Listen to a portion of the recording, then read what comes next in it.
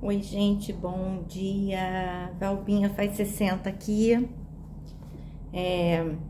Então, a gente tá falando de tantas coisas, né, de trajetória, e algumas pessoas têm interagido comigo, de família, primos, irmãos, etc. É importante, né, a gente contar um pouco da trajetória, até porque eu percebo na própria rede social que essa parte ela não é contada, né? Quando eu criei o Entre Tantas Maria da Penha, que é um brechó da minha mãe, em homenagem à minha mãe, e a história de vida dela, né? Contada através de um brechó, eu pensei nisso, né? O quanto a gente vê um resultado, uma foto feliz, ou algum passeio, alguma viagem, mas a trajetória ninguém fala. Então eu sempre trazia uma pessoa para falar de sua trajetória, né? Como que chegou até. Porque na rede social você fica com até ali, né? Somente. Então a vida de todo mundo vai ser encantada, e não é, né? E não é. E você precisa ter coragem para dizer também que você tem o seu escuro, que você tem sua raiva, que você tem sua agressividade. Mas na internet todo mundo é namastê, namasti, namastó, namastu. E aí todo mundo amém, saravá, mas veganos, né, vegetarianos. Mas eu quero saber das ações, né? Eu acho que as ações é que importam dentro de um contexto da história de uma pessoa. Por isso que é importante viver sem títulos, porque na minha visão de vida vivida e sentida num corpo machucado, né, que foi, eu percebo que as pessoas andam muito sem elas, sabe?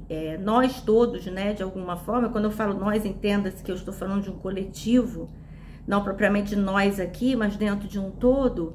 E a gente está precisando rever um pouco, né, olhar para trás da nossa história e ver. Ontem eu estava vendo um filme chamado A Lista da Minha Vida, né? Então é um desafio muito grande, às vezes, uma mãe morrer e deixar um vídeo, né? Uns vídeos, umas fitas, onde ela vai dizendo para a filha, né? Tudo que ela deixou de fazer, porque ela pegou uma lista da filha aos 13 anos. E a questão dela foi: será que ali não era você e você acabou vivendo um pouco de mim e vivendo só para mim, em relação a mim? Aí eu fico doente e aí você toma a minha vida para você? Então, às vezes, acontece muito isso, né? Da gente tomar a vida. E graças a Deus eu tenho uma mãe, né? E tive um pai também, nesse sentido, frágeis, né? Porque a gente tem que parar um pouco de tudo ser forte, tudo ser guerreiro. Mas foram pessoas que, dentro de suas fragilidades, conseguiram dar algo, né? E alguns organismos são mais frágeis e outros conseguem lidar, e tá tudo bem. O importante é a gente estar orientado do nosso lugar, porque senão alguém vai orientar ele, né? E aí fica difícil quando você precisa ser sempre validado por terceiros no seu trabalho, pelo seu chefe, pela sua mãe, pelo seu pai, pelo seu irmão, por todo mundo, né? Porque a gente esquece que a gente é o todo, e o todo não precisa de aprovação, porque é o todo.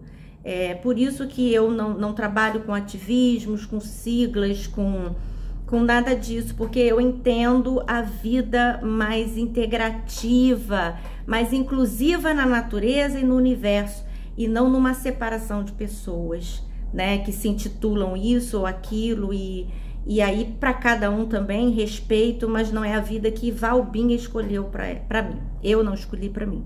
Então, assim, como eu respeito todas as pessoas, e nós somos livres também para falar como somos, porque eu aprendi isso no meu processo terapêutico, e não ter medo disso, né? Porque o medo é o que paralisa a humanidade, porque a gente está sempre enfrentando um medo, ou alguém sempre dizendo do que você tem que ter medo. Para aí, fica quietinha aí, não faz nada não.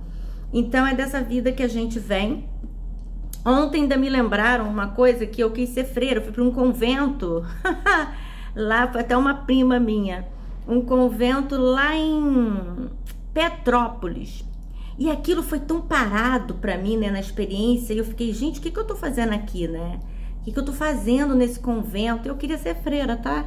E aí depois comecei a namorar, depois que eu desisti de ser freira, e fui imediatamente ser mãe. Eu acho que ser mãe me orientou em alguma coisa na vida, talvez, né? E não colocando a responsabilidade na maternidade, mas acho que me deu uma aterrada, porque eu me vi responsável por vidas frágeis, né, na minha responsabilidade. Então eu precisava ter também um pouquinho, né, de cabeça ali, né? Mas é isso que eu queria falar um pouquinho hoje com vocês, no parte 8, né, que a gente tá, ou 9, já nem sei mais, tô perdida. Vou olhar lá, acho que é 9.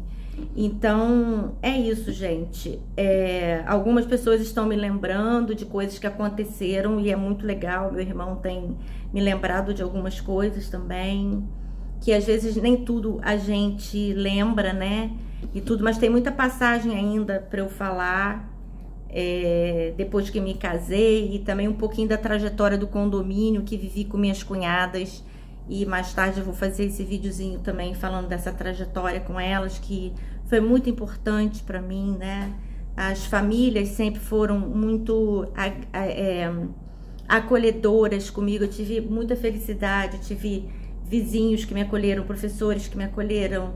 Então tudo isso hoje faz parte desse organismo aqui. Essa história tá toda contada, né? No corpo de Valbinha, né? No cabelo, na pele, em tudo.